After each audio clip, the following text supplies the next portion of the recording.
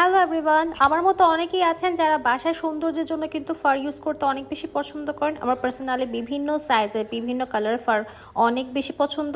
তো যে প্রবলেমটা আমার সব থেকে বেশি ফেস করি সেটা হচ্ছে ফারটা অনেক ময়লা হয়ে গেলে কিন্তু আমি এটা একটু ধুয়ে এটা শুকাতে দিই, আর এরপর দেখা যায় এমন রাফ টাইপের হয়ে যায়। শুরু থেকে পারচেস করার পর যেরকম একটা সফটনেস থাকে সেটা কিন্তু একদমই চলে যায়। তাই মাত্র একটা জিনিস ইউজ করে কিভাবে এই ফারের আগের মতো একদম সফটনেসটা ধরে রাখতে পারেন সেটা আমি আজকে ভিডিওতে শেয়ার করতে যাচ্ছি।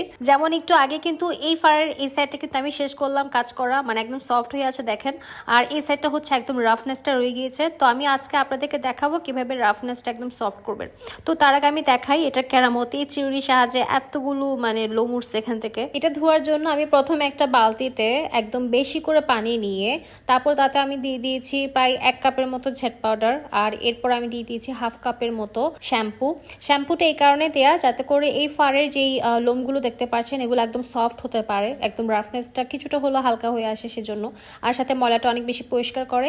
এরপর আমি প্রায় 12 ঘন্টা পর্যন্ত এটাকে ভিজিয়ে রাখার পর তারপর এটা আমি নর্মাল পানি দিয়ে ভালো মতো পা দিয়ে কেচে কেচে তারপর ধুয়ে ফেলেছি। তো এই জাস্ট এতটুকু মার্কিং পর্যন্ত আমি সাইডটা দেখাই, আর কিছু নেই। যখন এটা শুকিয়ে যাবে তখন আপনি চাইলে হেয়ার ড্রাই দিয়ে এটাকে ড্রাই করতে পারেন, অথবা আপনি রোদে দেওয়ার পর যখন শুকিয়ে যাবে তখন আপনি চিরুনির সাহায্যে এরকম অনবরত আঁচড়াতে থাকবেন। মানে দেখেন আমি মার্কিং এ অনুযায়ী কিন্তু জাস্ট আঁচড়াচ্ছি, আর দেখেন জাস্ট ডিফারেন্সটা, মানে একদমই সফট হয়ে যাবে। একটুখানি লোম উঠবে, বাট লোম যতটুকু উঠুক না কেন একদম নতুনের মতো হয়ে যাবে। মানে এই যে দেখেন হাত ধরে দেখলে কিন্তু আপনি রাফনেসের সাথে এই মানে সফট যে জিনিসটা সেটা কিন্তু পুরো ডিফারেন্সটা বুঝতে পারবেন। আমার বাসায় ছোট বড় বিভিন্ন সাইজের যতগুলো ফার আছে সবগুলো আমি এভাবেই ক্লিন করি। এটা আমি আসলে অনেক বড় সাইজ তো কার্পেট হিসেবে ইউজ করি বাসায়, যখন মাঝে মধ্যে একটু নিচে বসতে মন চায় তখন বসি। চিরুনি দিয়ে কিন্তু আঁচড়াতে আঁচড়াতে পুরো দেখেন এপি টপি দুটোটাই কিন্তু পুরো রাফনেসটা চলে গিয়েছে, আর যে জট ছিল সেটা কিন্তু ছুটে যাওয়ার কারণে পুরো সফট হয়ে গিয়েছে। মানে পুরো ফার থেকে কিন্তু এতটুকু পরিমাণে হেয়ার উঠেছে, বাট সমস্যা না, একদম নতুনের মতো হয়ে গিয়েছে। যাদের বাসায় অনেকগুলো ফার আছে তারা এভাবে করে ধুয়ে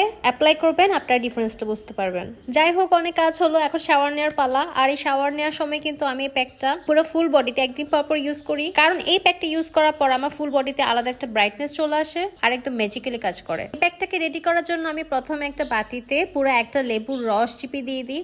এরপর আমি বিউটি বক্সের গোলাপ গুঁড়া যেটা আছে অর্গানিক, সেটা থেকে আমি প্রায় 1/2 কাপের মতো গোলাপ গুঁড়া এখানে দিয়ে দিই। এরপর আমি দিয়ে দিই কস্তুরি হলুদ গুঁড়া 2 টেবিল চামচের মতো। আমাকে কিন্তু পার্সোনালি হলুদ গুঁড়া খুবই স্যুট করে। মাঝে মধ্যে আমি শুধু কস্তুরি হলুদ গুঁড়ার সাথে টক দই মিশিয়ে কিন্তু ফেস ফুল বডিতে অ্যাপ্লাই করি। এতে করে যাদের স্কিনে একটু পিম্পলসের স্পট বা কোনো পক্সের স্পট থেকে থাকে সেটা কিন্তু আস্তে আস্তে রিমুভ হয়ে যায়। এরপর অর্গানিক শঙ্খ গুঁড়া দিয়ে এখানে 2 টেবিল চামচ। শঙ্খ গুঁড়া কিন্তু স্কিনটা অনেক বেশি ব্রাইট করে।